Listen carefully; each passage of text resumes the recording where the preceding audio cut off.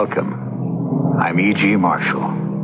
Come behind the creaking door and leave your good judgment and reason outside. Here you enter with only your imagination, anticipation of strange and chilling things to come. Our story concerns Miriam Purcell, a woman who spent her life amassing a fortune in gold. Gold bracelets, gold earrings, gold coins, gold anything. She loved and worshipped gold. She loved it so much, it meant more to her than life.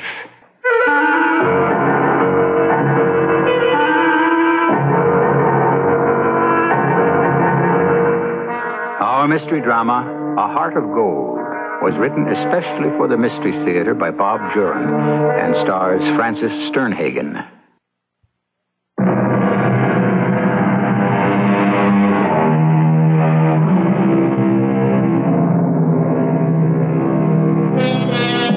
Most of us have a consuming passion in life. For some, it may be as simple and loving as the care of a pet. For others, it may be a job, profession, a hobby. For Miriam Purcell, it was gold. Gold in any form. It fascinated her, obsessed her, and controlled her. But Miriam Purcell was growing old. She knew her end was not far off, and she dreaded the fact that she would have to leave her gold behind and be forgotten with the rest. So Miriam Purcell came up with a unique idea. My portrait in gold coins, Rupert. A specially struck commemorative set of coins. Miriam, my father and I have been your attorneys, your counselors, well, and more than that, your friends for 40 years. Now, let me advise. I don't want advice. I want you to arrange it. You're telling me you want to take your gold, every ring, every bracelet, every bit of gold you own, and melt it into coin? Precisely. Commemorative coins with my portrait on them. I shall make it a bequest to the City Public Library. I rather think the City Fathers would be happy to honor my memory in the public library. I've done plenty for this city. Your philanthropy is a legend, Miriam, but... No buts, Rupert. I'm paying you to do as I say. But your gold is worth a fortune. And I've no one to leave it to. Well, the sale would bring enough to... What sale? Well, when your estate is, disposed of. Exactly, Rupert. I don't want to be disposed of. I don't want my possessions thrown to the winds, the auction block or whatever. Oh, I don't care about the house and the furniture. But my gold, that shall never fall into greedy hands. I plan to protect it. The moment the idea struck me, I knew that it was the right thing to do. Very well, Miriam. You can handle it, Rupert. Find a place that does this sort of thing.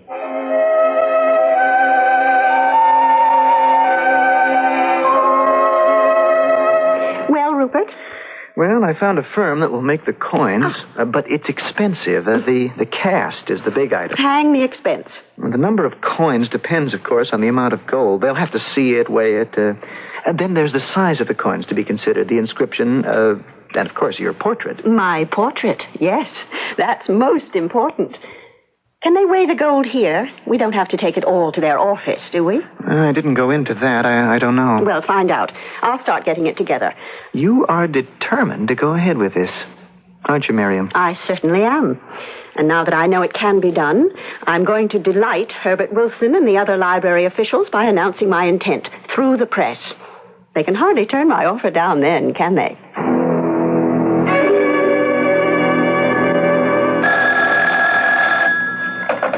Hello? Oh, hello, Mr. Wilson. Yeah, well, I was going to discuss it with you first, but this seemed so much more dramatic. You are pleased, aren't you? Yeah, I thought you would be. I do want to come down and discuss the location for the display. I don't know yet just how the coins will be mounted or how many there will be. Oh, there are a dozen details to work out. Suppose I call you as soon as my attorney works out the final preparations. Splendid, Mr. Wilson. Thank you so much for calling. There's somebody at the door. Yes, goodbye now. I'll be right there. Yes? Mrs. Purcell? How do you do? A pleasure to meet you at last. At last? My name is Elliot Roscoe. I've heard about your fine works, the Children's Theater Project, the Settlement House work. Well, thank you. But what is it that you want? My visit concerns your offer to the public library. I'm an artist, Mrs. Purcell. I am an artist, and I am here to offer to do your portrait. The one which will appear on the commemorative coins. And I'm prepared to do it for nothing. No payment at all. Well, come in, Mr. Roscoe, please. Come in and sit down. Perhaps we do have something to discuss. I read of your offer in the newspaper. It intrigued me. I believe my attorney was engaging an artist. He's handling all the details, but your offer does appeal to me. I'm willing to do the portrait for nothing. A gesture of thanks on behalf of the public who've benefited from your philanthropy. You do have a way with words, don't you, Mr. Roscoe? Words, and with a paintbrush. I've brought some samples of my work. I thought it only fair to show you my work before you've committed yourself to have the portrait done by me. Well, I'm delighted to see them, but I'm sure that we'll... It's just me, Miriam. Come in. Come in, Rupert. I have a surprise for you. Indeed. Well, that's certainly nothing new. Rupert, this is Mr. Roscoe, Elliot Roscoe. He's a painter. My attorney, Mr. Hyatt. How do you do? My pleasure, Mr. Hyatt. He was just showing me samples of his work. Oh? Come look at them too, Rupert. He's offered to paint my portrait for the coins, free of charge. For nothing? Well, that is a surprise. As I said to Mrs. Purcell, a gesture of thanks for her kind works in the city. These are spectacular, Elliot. May I call you Elliot? I'm honored. Oh, look at this landscape, Rupert. Damn good stuff. Oh, an excellent still life. I'm surprised your name doesn't register. I'm no stranger to art. Well, I'm better known on the continent, actually, but in a small way. I'm trying to get established here. I admitted to Mrs. Purcell the opportunity to do her portrait for the coins will be of great help to my career. That is, if I'm the chosen artist. Well, as far as I'm concerned, you're chosen. What do you think, Rupert? Well, I was planning to get Henry Fowle. Let me talk to him first. There are certain specifications the coin company demands, and Fowle's familiar with them. I'm sure Elliot can handle that. What did you have in mind for the portrait, Mrs. Purcell? Profile, full face, torso? I haven't really thought about it. Oh, but I do want to be wearing some of my gold jewelry. We'll discuss it at the first sitting. Then I'm to assume you want me? Call us next week, and we'll discuss it further, Mr. Roscoe. Very well. I'm glad you liked my sketches. I'll see you out. I promise you'll be satisfied, Mrs. Purcell. Your portrait will be an exact likeness, I can assure you. Good day, sir. Are you out of your mind, Miriam? Allowing a perfect stranger to bulldoze you like that? What do you mean, Rupert? He's no painter. He's a con artist. Why are you fighting me every step? You're paying me to look after your interests, and in this case, I am. He's simply after your gold. He never painted those pictures he showed you. Well, why should you doubt him? How can you believe him? A stranger walks in, tells you he wants to paint your portrait for nothing. Come on, you're shrewder than that, Miriam. I'll prove it to you. I'll get in touch with Henry Fowle and prove there's no such artist as Elliot Roscoe.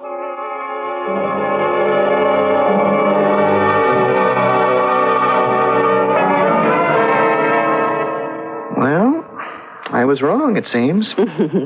Fowle says Roscoe's one of a promising new group of modernists. And Fowle's too busy to take the job anyway. So I wasn't born yesterday. No, there was something about Elliot Roscoe that made me trust him immediately.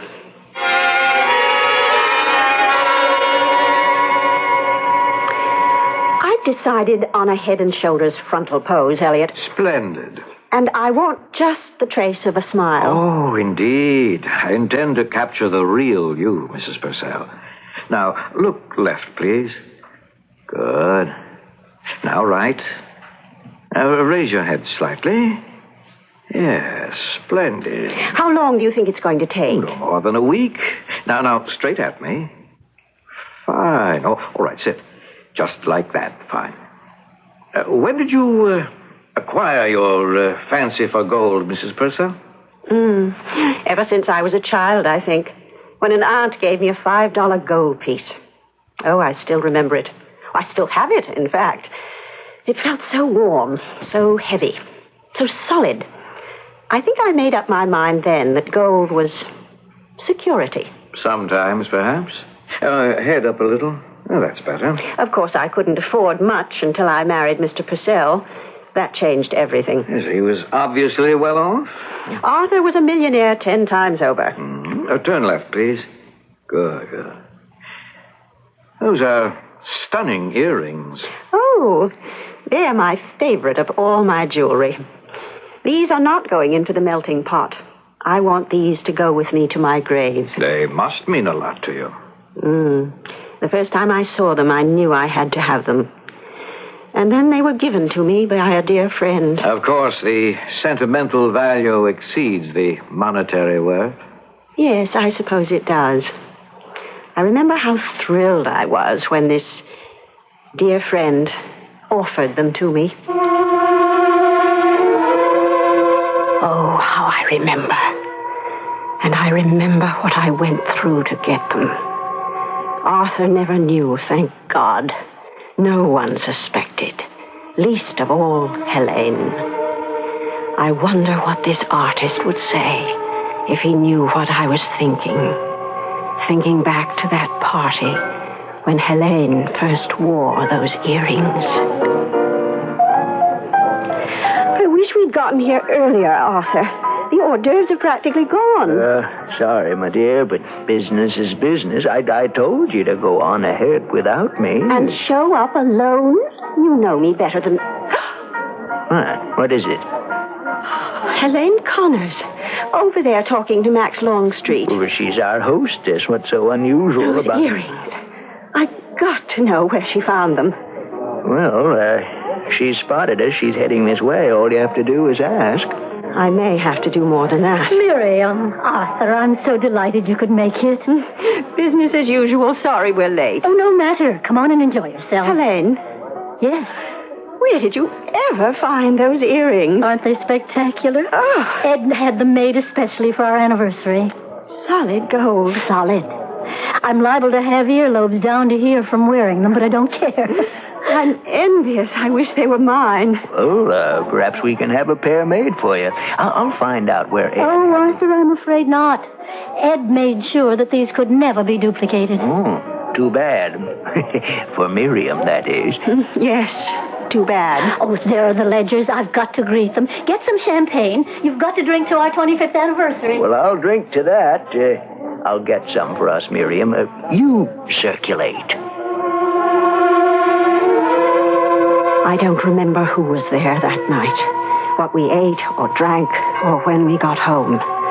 All I could think of were those fantastic earrings of Helene's. I simply had to have them. It wasn't just a case of admiration. It was physical.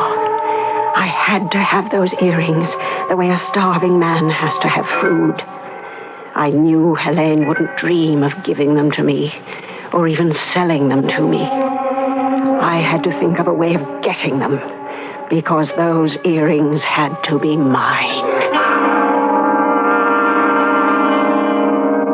Those who fail to abide by the 10th commandment, thou shalt not covet, often make themselves miserable, wishing for something they can't have.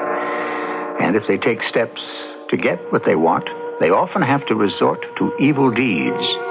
Miriam Purcell did just that, as we'll see when I return shortly with Act 2.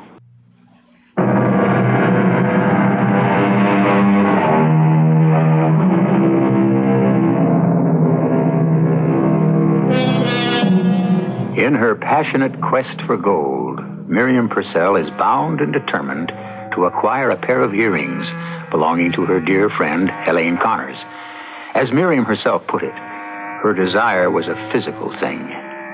We know Miriam got the earrings because she's wearing them right now, as she sits for her portrait and reflects on her acquisition.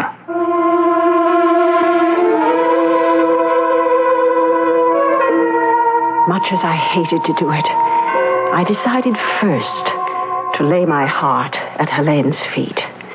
Try to make her understand how I felt about those earrings.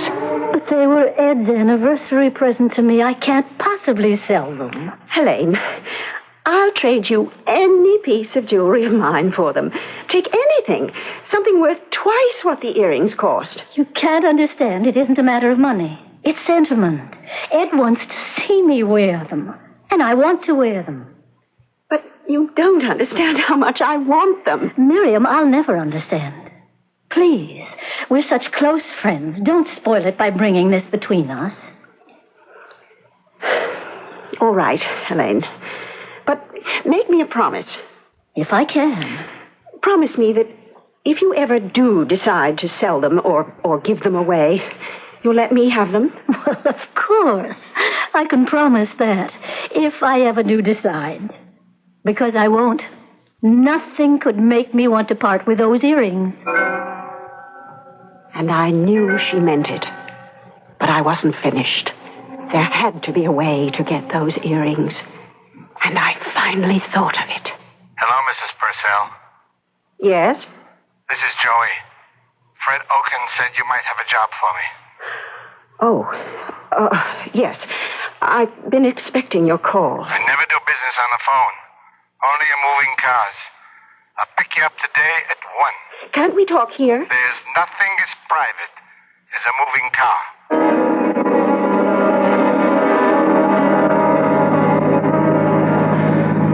This is weird. I don't know if I can handle it. $10,000. Yeah, that's a lot of loot for not killing someone. Well? I guess you got yourself a deal. The woman and I lunch on Saturday at Trembley's. You know it? Who doesn't? We'll say goodbye in front of the restaurant around 2. You can get a good look at her. Then the rest is up to you. Okay. This is one cookie job, but 10 grand is 10 grand. And it's not even murder. Hello? Helene, darling. Lunch on Saturday as usual? Of course. I'm looking forward to it. Oh, Helene. Yes? Oh, could I ask you not to wear those earrings? They make me uncomfortable. Oh, they're too dressy for lunch anyway. Trembley's at 12 then. See you there. Well, my dear, how was lunch with Helene? The same as always.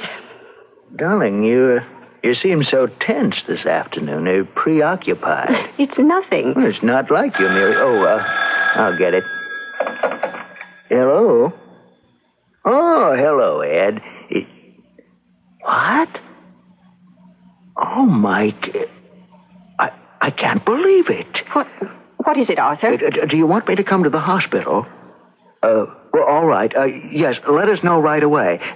Did they catch him? Oh. That's awful. What? That's just awful. Yes, we'll wait to hear. Bye, Ed. What happened? Helene was attacked by a mugger on her way home this afternoon. Oh, no. That's not the half of it. She wasn't just mugged. The maniac cut off her left ear.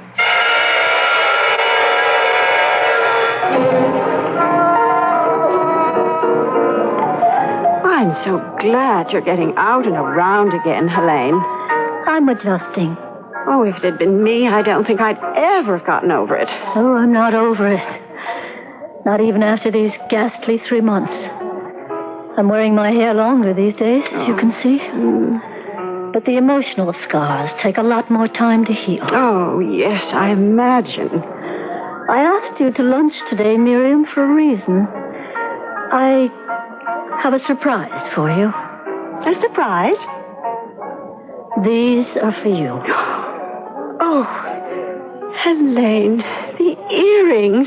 I've no use for earrings anymore. I remember saying nothing would ever make me want to part with them. But this has. I can't wear them. And sitting in the jewel box, they just remind me of happier days. Oh, Helene, I can't. Not after this. I promised you that if I ever got rid of them, you'd be the one to have them. I'm keeping that promise now. I want you to have them.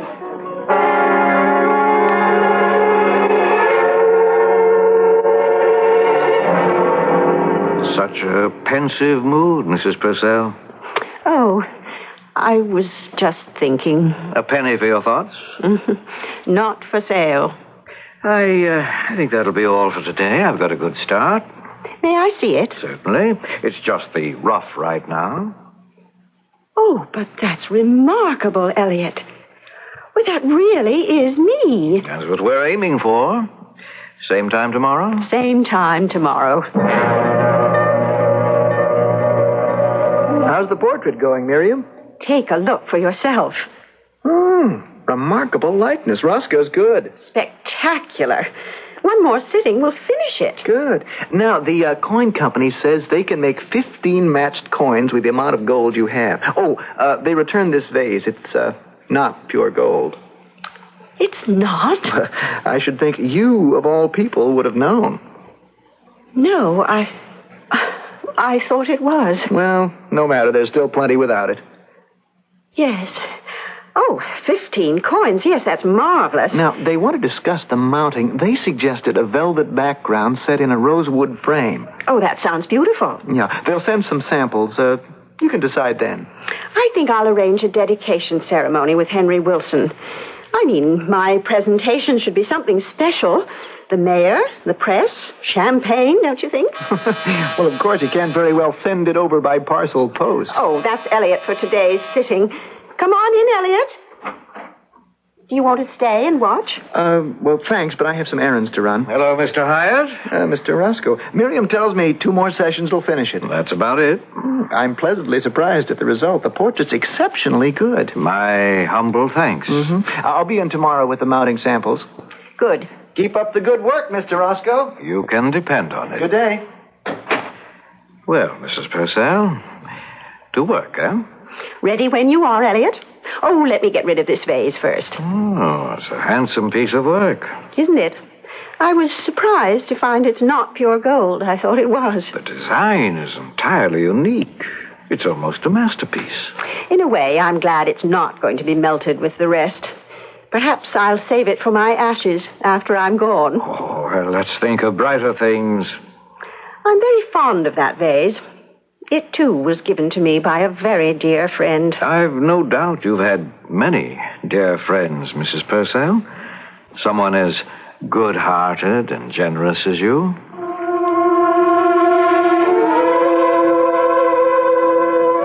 Yes, I've had a lot of friends, I guess. And Jason was a good one. He was much older. Arthur and I looked on him almost as a father. I remember how he'd come to the house and play chess with Arthur. Is it my move? Yes. Good grief. I was waiting for you. Getting forgetful, Jason. No, getting old. Nonsense. What's this about getting old? Jason thinks he is. Nonsense. Here's your brandy, gentlemen. I laid out some cheese and crackers, You're too. both very kind, but next month I'll hit 85. 85? I don't believe it. I don't feel a day over 80. I feel great, as a matter of fact. If it weren't for this heart of mine, I think I'd take up tennis. Well, anyone who survived 2 heart attacks shouldn't take up anything more strenuous than chess. Your move. Huh? Oh, so it is.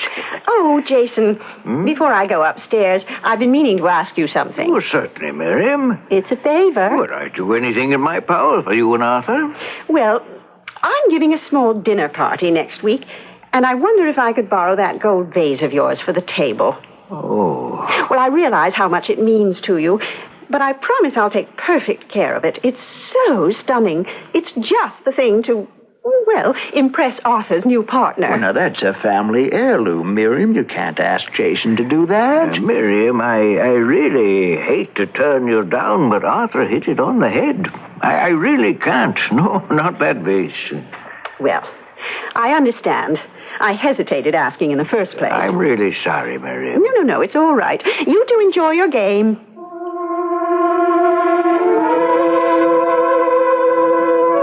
I knew what his answer would be, but I thought I might persuade him. I wanted that vase, and I knew now I'd have to wear him down. Who is it? It's Miriam, Jason. Oh.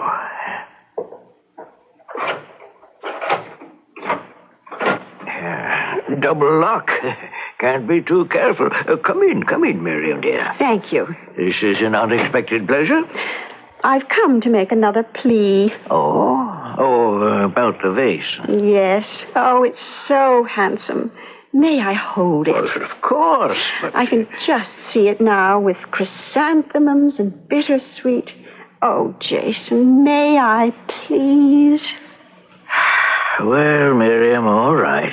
Just for the dinner party. Oh, you're an angel. I want it back the very next morning. Now, will you promise me that, Miriam? Well, of course I'll bring it round that night if you like. Oh, no, the next day will be just fine. I'll never ask again either, Jason. It's just that this party is so special. Yes, it must be. I'll come by next Thursday, about 4-ish.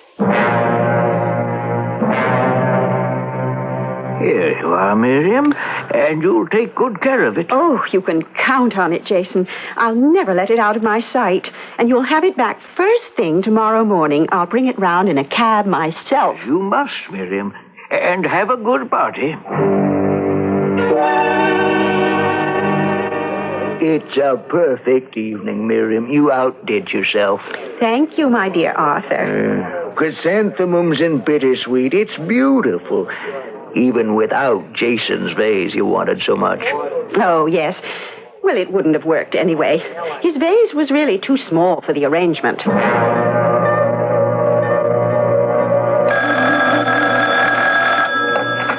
Hello? Miriam, it's Jason.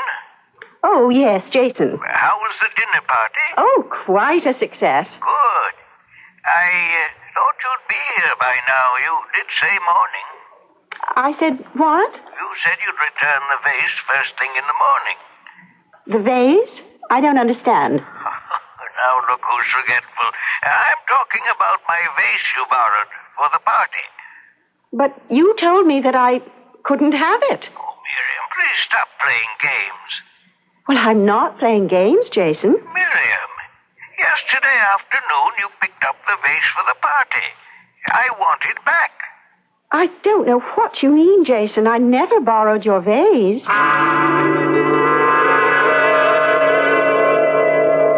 Everyone's raving about the party, Miriam. You certainly made an impression. Arthur, I think Jason's getting more forgetful than usual. What do you mean? Well, he called me today and claimed that he lent me that vase for the party, and now he wants it back. What? You heard him tell me last week that I couldn't have it. In fact, you agreed because it's a family heirloom. Well, that's right. Now, why would he say he lent it to you? I can't imagine. But if he does press the issue, what are we going to do? Miriam got the vase she wanted, and she's put herself in something of a spot. I don't think Miriam considered all the aspects before she really tried to steal Jason's vase. And that's what she did. Oh, Jason gave it to her, that's true, but he did so in good faith.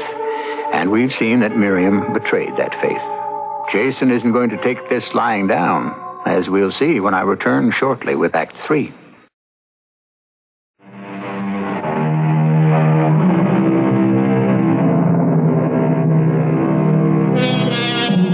Having an all-consuming interest can be a healthy thing, up to a point. To the point where the interest takes over reason, and a person will stop at nothing to achieve the goal. Miriam Purcell's pursuit of her golden treasures has driven her to some surprising lengths. She's driven an old man to desperation with a lie. Jason's getting to be impossible. He called me again today, insisting he lent you that vase. Oh, I feel terrible. He's such an old and dear friend. What can we do? We can't have him hounding us like this. Miriam, you are telling the truth. You didn't borrow that vase. But, Arthur, how could you possibly think that... I know, but I can't see why Jason would make up such a story. Well, do you think I would? Do you think I'd pretend I didn't borrow it? What reason would I have? Well, we've got a problem on our hands. Maybe Rupert can talk to him. Oh, I hate to get our lawyer into this. It can't be that serious. Well, it might get to be if Jason's lawyer gets into it. Jason, I I've come to try to reason with you. Reason with me? You wish. Oh, Jason, how can you say that? How can I say that? Because that's what you are. Old friends, indeed. You stole my vase. If your father were alive, he'd believe me. I thought Arthur would. Jason, you're upsetting yourself. Upset? You don't know how upset I am, how much more I'm going to be. I'm not letting this go, Miriam. I know you have that vase, and I'm going to get it back if I have to take you to court. If I have to get a search warrant for your house, I'll go there myself and Jason, it won't do you any good. I don't have the vase. You never lent it to me. I did, and you... Miriam... Miriam... What's the matter, Jason? I can't get my breath. Do you want me to pat you on the back? My heart. Get my doctor. The number's on the front of the phone. You can't miss it. Don't you think you're making too much of these spells? Please, Miriam. Please call the doctor. Please. Oh, very well. What's the number? On the front of the phone. Oh, yes. Jason, lie down or something. I'm getting the doctor. Jason? Jason? Good morning, Charlie's Delicatessen Superette Market. May I help you? Jason? Hello? May I help you? Oh, sorry. Wrong number.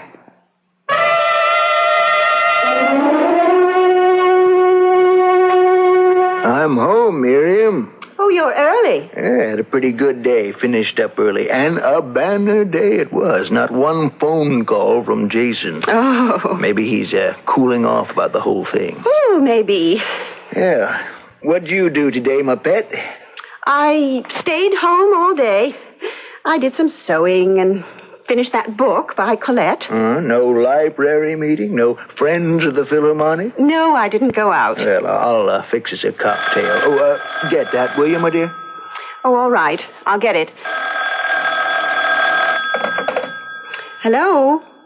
Yes, this is Mrs. Purcell. Yes, of course. He's an old friend. Why? Oh, no. Oh, no. Oh, what is it, Miriam? Jason's dead.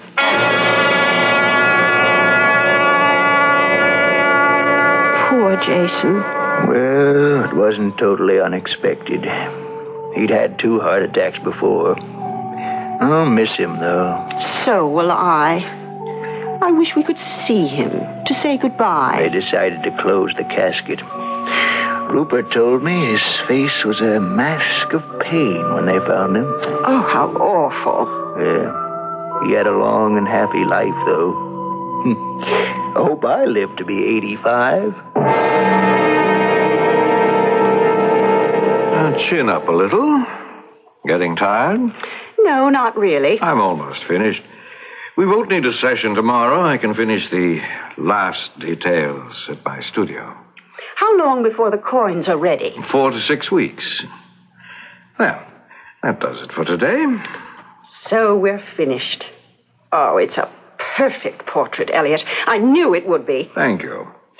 There are a few details to add, as I said, but I'll take care of them later. Well, which one do you want, Miriam? Oh, it's so hard to decide. I think the blue velvet. Yes, blue sets off the gold best. And the rosewood frame, of course. That's perfect. What's holding this up, Elliot? The coins should have been ready a week ago. We're having trouble getting the right impression. Well, I don't know anything about it, but it seems ridiculous to take this much time. It's not as though we were their first customers. Each job has its own problems, Mrs. Purcell. Well, I've had to postpone the dedication ceremony once already. I don't want to have to do it again. Ah, but you do want your commemorative coins to be just right, don't you? Well, yes, that is the important thing. Then leave things to me, Mrs. Purcell. Good quality takes time. Good news, Mrs. Purcell. They finally got the impression to hold. The coins will be ready on Saturday. Can I believe that? You can believe it. I'm picking them up at 10:30. Well, thank heavens for that. I'll go ahead and set the ceremony for Sunday.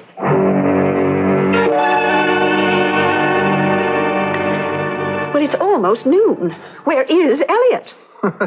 Stuck in traffic, maybe? Don't joke, Rupert. I'm not in the mood for it. Sorry. Rupert? You don't think that he might have... Have what? Have made off with them? The coins are all solid gold. Hey, I never thought of that. I trusted him so.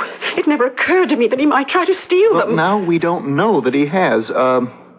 Tell you what, I'll call the company, see if he's picked them up yet. I have the number here somewhere. If he hasn't arrived yet, tell them you'll pick them up. Tell them not to give them to Elliot Roscoe. Maybe I should have done that in the first place. You see, after my initial contact, Roscoe handled all the details with the company. Oh. Well, I never thought to step in. I'm beginning to think that was a... hello? Yes, this is Rupert Hyatt. I'm calling for Mrs. Purcell. Yeah, you've done a set of coins. Yes, Purcell. Tell me, has the artist been there to pick them up yet? I see. Very well, thank you. He picked them up more than an hour ago. Oh, dear. All we can do is wait and hope. Should we call the police? And tell them what? Well, I don't know. But this so-called artist may be on his way to Argentina or someplace with all my gold. He should have been here in 10 minutes if he came directly from the coin company. I'll try his studio. Perhaps he went there. Oh, thank heavens. Come in. Come in. Where in the world have you been? I got stuck in traffic. Sorry. Oh, I've been a nervous wreck. Well, here they are. I'll be interested in your reaction, Mrs. Purcell. The mounting is extremely handsome. Well, this calls for a celebration. Pour some brandy, Rupert. Let me help you with the wrapping. Brandy for 3 coming up. How do you think they turned out, Elliot? Oh, the likeness is the real you, Mrs. Purcell. Well, Mrs. Purcell? Miriam! Miriam, what's the matter? No, it can't be. It can't be. Miriam, Oh, God, for heaven's sake. no. Miriam. No. My God, she threw the whole thing through the window. What in heaven's name is it, Roscoe? How could they know? How could they know? Roscoe, call an ambulance. She's collapsed. I don't think that would help. Miriam, damn it, man, will you call that ambulance and get some brandy over here quick? Yes, brandy. I think you'll need it. Miriam, will you hurry with that brandy? Miriam. Here's the brandy. Roscoe, she's dead. Miriam's dead.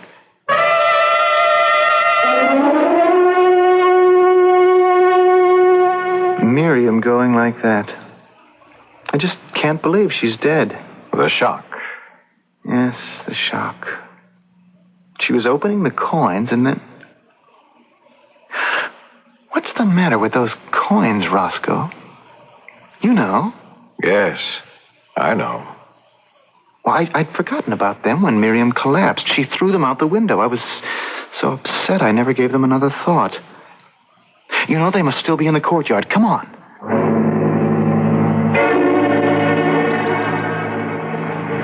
There they are. Frame's broken. The plastic's cracked, too, but the coins seem to be all there.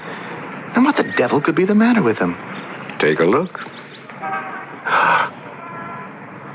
What is this? That's not Miriam's face. That's not the face you painted. Quite so. It isn't the portrait I painted. Well, are they somebody else's coins? I don't understand. No. This is Mrs. Purcell's order. Her gold, her coins. But she understood. I don't know what you mean at all. This is ridiculous. It's the face of an old man on these coins. A face twisted in pain. Yes. A face of someone dying, perhaps? This is ghastly. I refuse to accept. And do you notice something else? What? Look closely at each of the coins. Well, they're all alike. The same twisted face of an old man. Yes, but look again. The left ear is missing.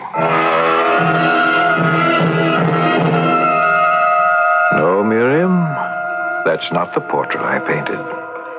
It's the one you painted yourself, with your greed, your selfishness, your cruelty. Oh, the canvas was beautiful. The one you saw with the lovely face, the gentle smile, the beautiful earrings. But when the coins were struck, Miriam, your precious gold took over to capture the real you.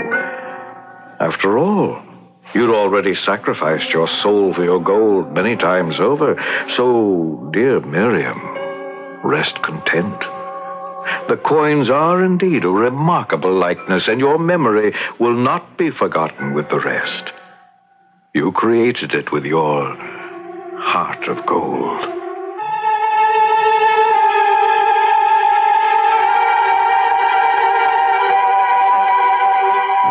The face we present to the world is a mask that hides the true self.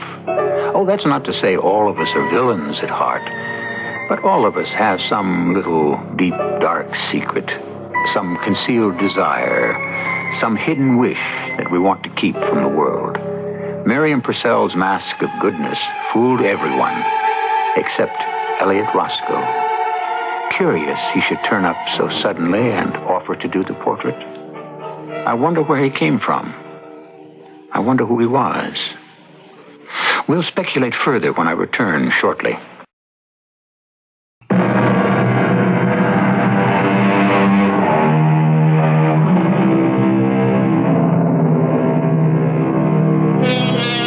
I guess we all know by now that the personage who called himself Elliot Roscoe was no ordinary painter, if indeed he was a painter at all.